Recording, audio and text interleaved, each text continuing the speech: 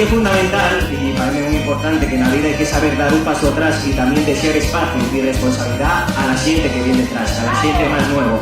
Y de manera de que se aparezca lo que semamos. Que al final llegue, que nabo, porque surdan más grupos, más colectivos, más iniciativas, feches a común, que trabajen por la identidad y por la lengua asturiana.